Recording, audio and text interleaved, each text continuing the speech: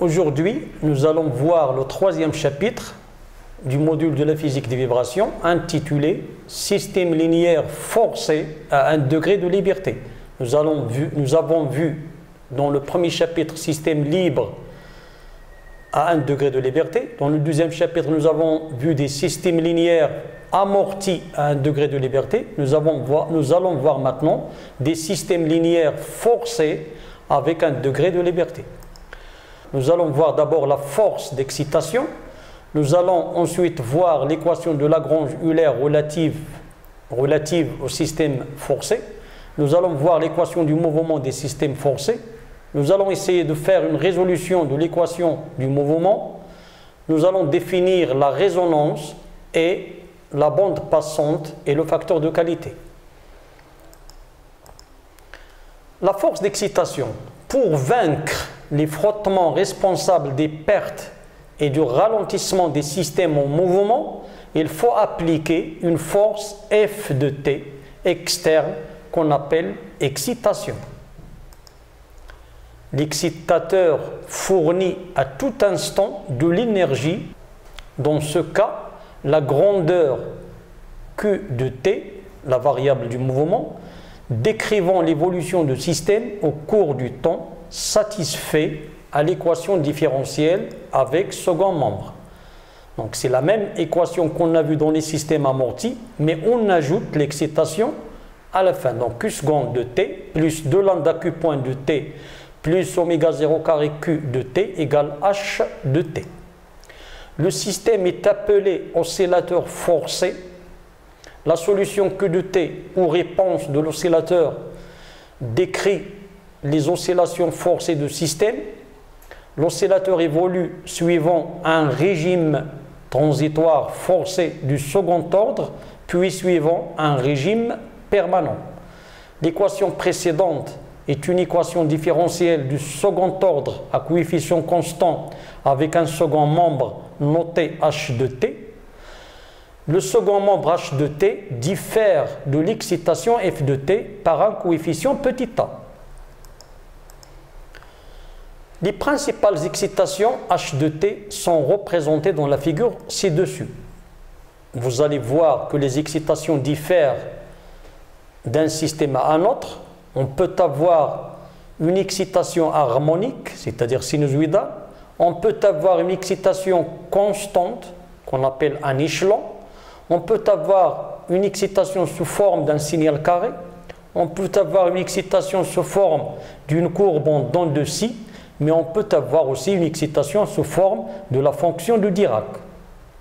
Dans ce module-là, nous allons voir deux types d'excitation, l'excitation indicielle continue et l'excitation harmonique sinusoïdale. L'équation de Lagrange-Euler des systèmes forcés s'écrit en ajoutant la fonction d'excitation f de t et devient donc d sur dt de d rang L sur d rang Q point moins d rang L sur d rang Q égale moins d rang D sur d rang Q point plus f de t. Donc c'est la même équation pour les systèmes amortis et il faut ajouter la fonction d'excitation f de t. Pour les systèmes en translation, s'il s'agit des systèmes en rotation, il faut ajouter le moment de la force, ce n'est pas la force, le moment de la force. La variable Q de t peut être x en translation, mais ça peut aussi être égal à θ en rotation. Et la force se transforme en moment de la force dans le cas de la rotation. Le schéma du système mécanique étudié est celui présenté par la figure suivante. Nous avons un corps M attaché à un ressort de raideur K et un amortisseur de coefficient d'amortissement alpha est excité par un excitateur externe. Si nous faisons le bilan des forces qui s'exercent sur le corps, nous obtenons donc une force de rappel exercée par le ressort sur le corps, une force d'excitation exercée par l'amortisseur, le poids du corps, la réaction du plancher et la force de dissipation pour l'excitation externe. L'équation du mouvement des systèmes linéaires amortis par une fonction visqueuse F est également à alpha Q point et excité par une force d'excitation externe F de T, s'écrit Q seconde de T plus 2 lambda Q point de T plus oméga 0 carré Q de T égale F de T divisé par A. C'est F de T divisé par A, c'est H de T qu'on a appelé au début de l'équation. La résolution de cette équation du mouvement nécessite mathématiquement la connaissance de la solution générale des équations différentielles d'ordre 2 avec second membre. La solution de cette équation différentielle avec second membre est égale à la somme de la solution générale de l'équation sans second membre, qu'on a appelé ESSM, donc équation sans second membre, notée Q, indice G de T, et d'une solution particulière de l'équation avec second membre, qu'on a appelé EASM, donc équation avec second membre notée Q, P de T. Donc Q de T, c'est la somme des deux solutions, la solution générale et la solution particulière. La solution générale Q indice G de T, c'est la solution générale de l'équation étudiée dans le chapitre 2, c'est-à-dire dans le cadre d'un oscillateur harmonique amorti. Bon, sur ce schéma, vous regardez que l'équation différentielle est divisée en deux équations différentielles, l'équation différentielle sans second membre et l'équation particulière avec second membre. La première équation générale sans second membre va me donner une composante transitoire. La deuxième équation particulière avec second membre va me donner une composante particulière. La somme de la composante transitoire et de la composante particulière me donne la solution générale de l'équation différentielle avec second membre. Q indice G de T est la solution transitoire de l'équation homogène, sans excitation, c'est-à-dire on n'utilise pas l'excitation F. Elle dépend du signe du discriminant réduit. On l'a vu dans le chapitre 2. Cette solution va distinguer trois régimes. Lorsque le discriminant réduit est positif, régime apériodique. Si le discriminant est égal à 0, régime critique. Et si le discriminant réduit est négatif, régime pseudo-périodique. Donc la même technique avec le chapitre précédent. La solution générale Q de T dépend de deux constantes pour chaque régime. Donc pour le régime apériodique, on cherche A et B. Pour le régime critique, on cherche AC, A indice C et B indice C. Et pour le régime pseudo-périodique, on cherche QM et la phase phi. Donc c'est-à-dire, il faut chercher ces constantes-là par des conditions initiales. La solution particulière Q indice P est la solution permanente de l'équation non homogène avec excitation grand F de T.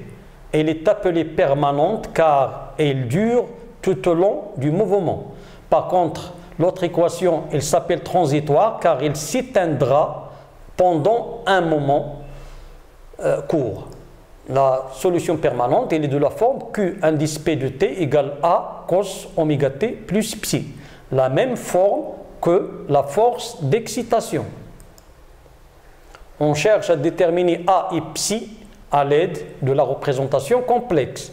Si vous avez une fonction f0 cos oméga T dans le plan trigonométrique, dans l'espace trigonométrique, lorsqu'on passe à l'espace complexe, cette fonction devient f0 exponentielle j oméga t.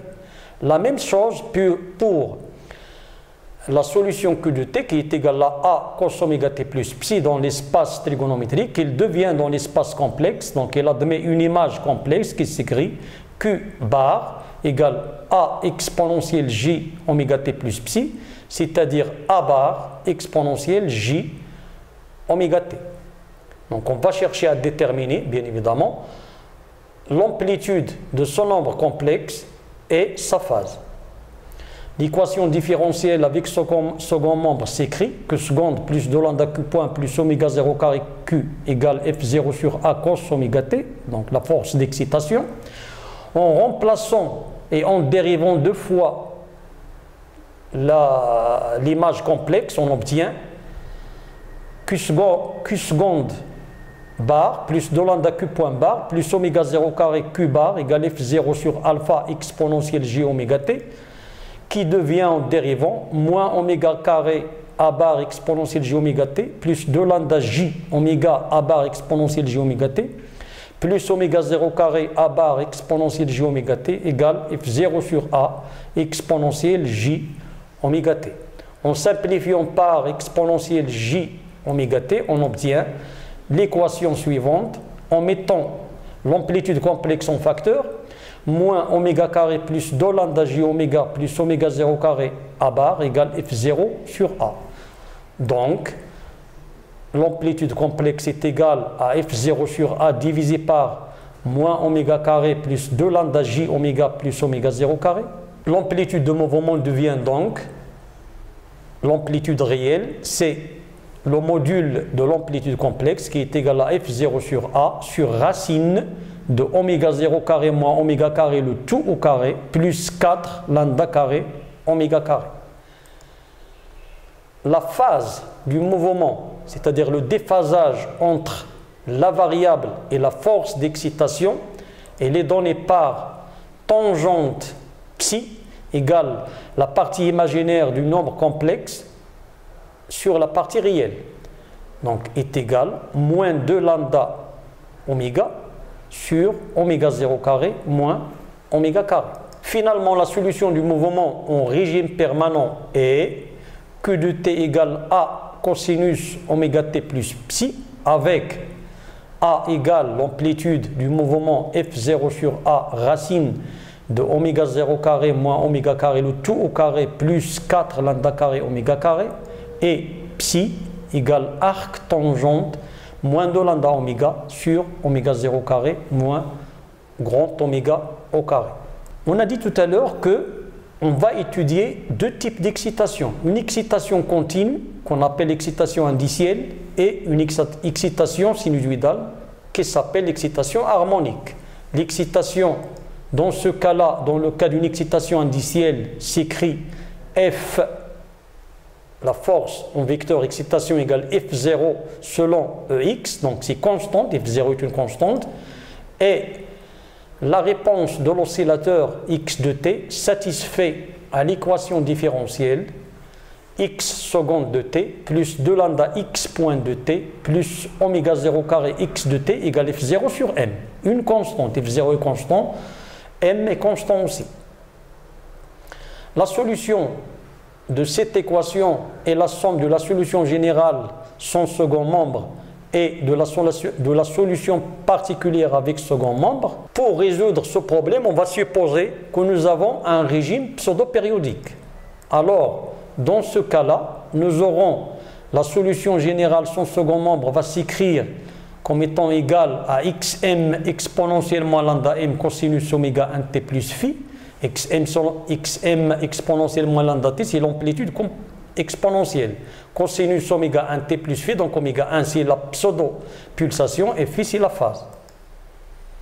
La solution particulière évidente pour l'équation différentielle de second ordre avec second membre qu'on a vu s'écrit x de t, xp de t égale f0 sur m divisé par oméga 0 carré. Donc c'est une constante. La réponse de l'oscillateur excité avec une force constante s'écrit de cette manière. La courbe d'en bas, la solution transitoire. En haut, c'est la solution permanente. La somme de la solution transitoire et la solution permanente va nous donner la courbe en vert, en oscillation, que vous voyez, avec les deux régimes qui existent, le régime transitoire et le régime permanent. Dans le cas d'une excitation en force harmonique, c'est-à-dire sinusoïdale,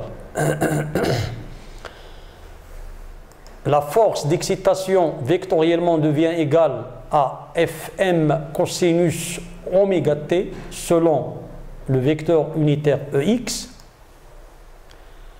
La réponse de l'oscillateur x de t satisfait à l'équation différentielle suivante, x seconde de t plus 2 lambda x point de t plus oméga 0 carré x de t égale f m sur m cosinus oméga t, donc excitation harmonique.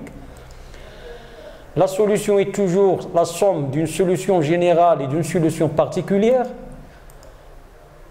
L'ensemble des valeurs numériques étant donné, l'excitation par la force f de t qui est égale à fm cosinus oméga t et la réponse en régime permanent s'écrit x de t est peu différent de la solution particulière qui est égale à x pm cosinus oméga t plus phi p. Donc c'est le même type de réponse, c'est-à-dire comme l'excitation. Nous allons voir une excitation harmonique xp et une force d'excitation petit f de t. Ils sont toutes de même variation, c'est-à-dire harmoniquement, donc de manière sinusoïdale. On va étudier maintenant la résonance. La pulsation d'excitation pour laquelle l'amplitude A atteint son maximum est appelée pulsation de résonance d'amplitude oméga r. Donc quand est-ce que l'amplitude est maximale? A est maximale lorsque la dérivée de A par rapport à la variable oméga égale 0. On va remplacer A par sa valeur et dérivée par rapport à la variable oméga. On obtient cette équation qui est devant vous. Réarranger, ça donne moins 4 facteurs de oméga 0 carré moins grand oméga au carré plus 8 lambda carré égale 0.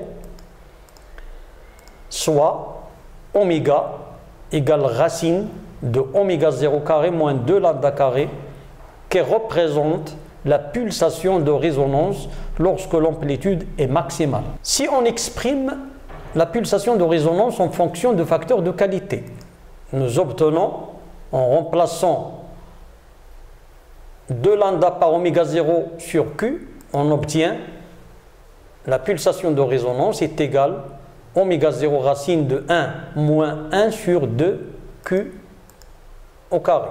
À cette pulsation, l'amplitude devient, si on remplace donc dans l'équation de l'amplitude oméga par oméga r, on obtient le terme que vous regardez, donc A max, l'amplitude maximale, c'est F0 sur A oméga 0 carré, racine de Q sur 1 moins 1 sur 4 Q carré. Puisque nous avons la racine, donc pour qu'il y ait résonance, il faut que oméga 0 carré moins 2 lambda carré est strictement positif. C'est-à-dire 1 moins 1 sur 2 Q carré est strictement positif. Donc on obtient un facteur de qualité Q supérieur à 1 sur racine de 2. Donc il y a résonance d'amplitude lorsque le facteur de qualité Q est supérieur à 1 sur racine de 2. On va tracer l'amplitude A en fonction de la pulsation oméga. Nous obtenons des figures de résonance qui varient selon le coefficient d'amortissement lambda. Le pic de résonance est d'autant plus marqué que la valeur de lambda est petite. Et on remarque que la valeur de oméga r, c'est-à-dire la pulsation de résonance, augmente lorsque la valeur de lambda diminue. Donc il varie en sens inverse. La relation qu'on a vue pour la phase psi, donc tangente psi égale moins 2 lambda oméga sur oméga 0 carré moins oméga carré, montre que l'oscillateur est toujours en retard de phase par rapport à l'excitation. Et ce retard augmente lorsque la pulsation de l'excitation augmente. La figure que nous allons voir si on trace la phase psi en fonction de la pulsation oméga, on va trouver cette figure-là qui montre que pour oméga égale 0, nous obtenons la phase psi égale 0. Donc, il y a les oscillateurs sont en phase. Et lorsque oméga tend vers l'infini, psi tend vers moins pi. Donc, ils passent par moins pi sur 2. Et ils sont en phase avant moins pi sur 2 et en opposition de phase après moins pi sur 2. On va maintenant chercher la bande passante. La puissance instant, donc pour déterminer la bande passante, on va définir la puissance. La puissance, c'est la variation de l'énergie par rapport au temps. C'est la variation de travail de la force d'excitation divisée par dt. W c'est F fois le déplacement, donc dW c'est F dQ divisé par dt. Et dQ sur dt c'est F fois Q point. En remplaçant F de t par F0 cos oméga t, la force d'excitation harmonique, et Q de t par A et cosinus oméga t plus psi, on obtient P égale moins F0 cosinus oméga t fois oméga A sinus oméga t plus psi.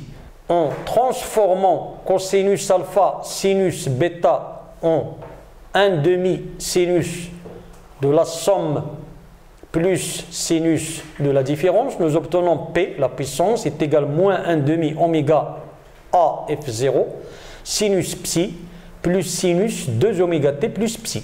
On va chercher ensuite la puissance moyenne par la fonction suivante, P moyen égale 1 sur T intégrale de 0 jusqu'à T P dt. En remplaçant P par sa valeur, nous obtenons une puissance moyenne égale moins 1/2 oméga A F0 sinus psi. En remplaçant sinus psi par tangente psi fois cosinus psi, on obtient la puissance moyenne égale moins 1/2 oméga A F0 fois tangente psi sur racine de 1 plus tangente carré psi. Soit en remplaçant tangente psi par sa valeur, qu'on a trouvé tout à l'heure, nous obtenons la puissance moyenne égale oméga carré lambda F0 au carré sur A, le tout sur oméga 0 carré moins oméga carré, le tout au carré, plus 4 lambda carré oméga carré. La puissance moyenne est maximale lorsque la dérivée de la puissance moyenne par rapport à la pulsation oméga égale 0. On va trouver donc qu'elle est maximale pour une valeur de grand oméga égale à la pulsation propre du système petit oméga 0. À cette valeur-là, on va calculer la puissance moyenne maximale et on va trouver P max égale F0 au carré sur 4 lambda A. Les pulsations oméga C1 et oméga C2 pour lesquelles la puissance moyenne est à moitié de son maximum sont appelées les pulsations de coupure. Donc, il faut chercher ces pulsations de coupure pour définir la bande passante. La largeur B est définie comme lorsque la puissance moyenne est égale à la puissance maximale divisée par 2. En remplaçant la puissance moyenne par sa valeur et la puissance maximale par sa valeur, et en résolvant cette égalité-là, on obtient 8 lambda carré oméga carré égale oméga 0 carré moins grand oméga au carré le tout au carré plus 4 lambda carré oméga carré. Nous obtenons donc une équation de second ordre qu'on peut résoudre en utilisant le discriminant delta. Donc oméga 0 carré moins oméga carré égale plus ou moins 2 lambda oméga.